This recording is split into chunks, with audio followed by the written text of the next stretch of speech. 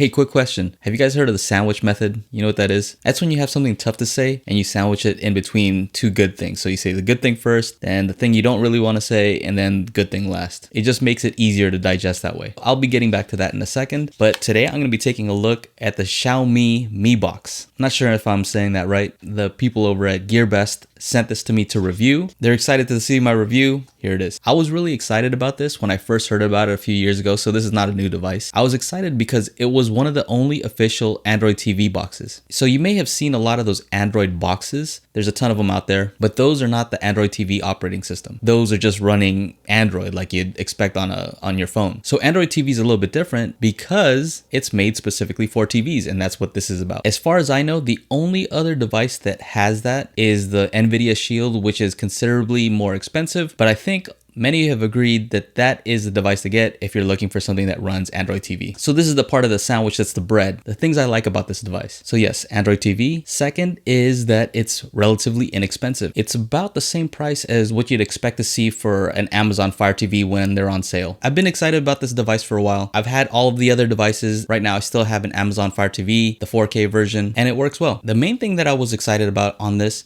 is that Android TV boxes, they have Google Assistant built in. To me, that's what really makes it. Because if it has Google Assistant, then you can just talk into it instead of having to type. Typing with these remotes is not really the funnest thing in the world. So I figured Google's the best at search. So if I can search using my voice, that would be awesome. Here are some of the reasons why you might want an official Android TV box instead of one that may have a hacked version. Some boxes do run a hacked version where they're able to get that operating system to work, but it's not official. And that's important because when it's not official, then it can't run Netflix at the highest 4K resolution. I think it's limited to something like 720p or maybe even lower than that. With an official box, you'll also be able to use it to Chromecast directly. You won't have to use a Chromecast because this has it built in because it is certified from Google to be able to do that. Another thing, coming from the Fire TV, you get the official YouTube app. On Fire TV, when you click on YouTube, it redirects you to some sort of browser where you see a web version. This is using the official YouTube app. That's usually the app that I use most. So YouTube followed by Netflix and maybe some kind of music streaming software. So this does also have Android Oreo, which is one of the updates that I got when I first started it up. Let me just run down the list because there are a lot of good things that I like about this box. So it has Dolby Digital support, Dolby Atmos support, 4K HDR support. It has support for channels. So you can actually plug in a USB TV tuner and use this software to browse around. It includes the HDMI, thank you. You can use the Android TV app, which is handy when you have to type in something long into the search. It has a USB port, so if you want to plug in accessories or an external hard drive, you can do that. You can do picture-in-picture for the live channels, and it has the official Google Play Store. And here's to get to the meat, the middle of that sandwich. Although this looks awesome on paper, the CPU and GPU just really can't keep up. So a lot of people in the forums will say, hey, switch from 4K to 1080p. On my projector, it's only 1080p, so I didn't have to do that. But even then, I did notice that it is sluggish at times. Just at random times, it just can freeze up. I might have to restart it. It's just a little bit buggy. I think most of it has to do with the fact that it just can't keep up. It gets choked up. Maybe the memory gets full.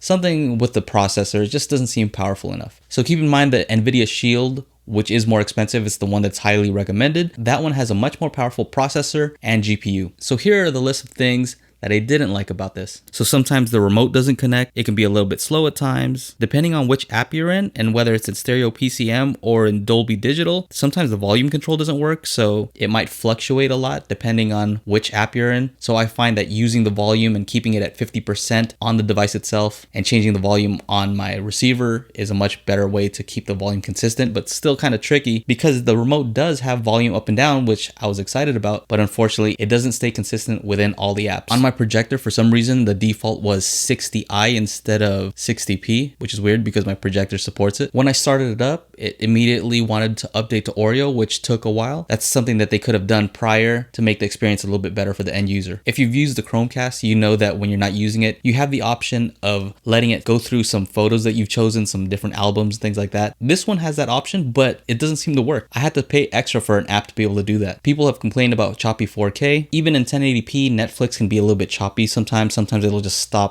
for a quick second. and you'll just see a few stutters. Something, it's just weird. It definitely isn't my internet speed, if that's what some people are gonna say. And this is nitpicking, but I wish that it would also automatically change frame rate. So if you're watching a 24p video, then it would switch automatically. And then when you're back to the regular interface, it could switch back to 60p, so it's nice and smooth. A lot of devices don't do that. I know the Apple TV does. I'm not sure if the NVIDIA Shield does, but it's kind of a cool feature. The worst part is that I was really excited to use the voice assistant, but because again, it was too slow, it was just hard to get it to work. I'd press it and I wasn't sure if I'm supposed to press it and then start talking after the thing came up because there was a significant delay, or if I was supposed to press and hold it and then talk into it. I just was never sure, and it never really worked well for me. So that was disappointing to me. That was one of the main reasons that I wanted to use this instead of my Amazon Fire TV. So to sum this part up, all I have to say is that it just is a little bit too slow, a little bit too buggy to be the main component in your living room. A lot of cord cutters may want to use this as their main source, and I wouldn't recommend it. Compared to the Amazon Fire TV, it's just buggier and less stable. And any little quirks or bugginess or slowness is amplified when you're looking at it on a 9-foot screen with Dolby Atmos. So back to the bread part of the sandwich. Having said all that, I still like this device, but just not on my main living room projector. On this TV right here, where it's not critical, it's just maybe me watching, it's perfectly fine. On this TV, for some reason, I just really don't mind so much. Maybe it's because of the fear that I'm gonna have people over and I'm gonna wanna show them something on Netflix and it starts acting up, kind of embarrassing. So I still think it's a good device for somebody who wants Android TV, who wants to play around with it and doesn't wanna spend too much. Just know that it's not a perfect device. I still would recommend an Amazon Fire over this at the same price, just for stability purposes. It's one of your only choices if you want a true Android TV experience, to be able to access the Play Store, to be able to use it as a Chromecast, and to be able to play Netflix in high quality. So if you're interested in one of these devices for yourself, I'm going to leave a link in the description. Also check out my Patreon where I have a lot of exclusive content. And if you like this video, make sure to like, subscribe, you know what to do. Anyway, take care. Bye-bye.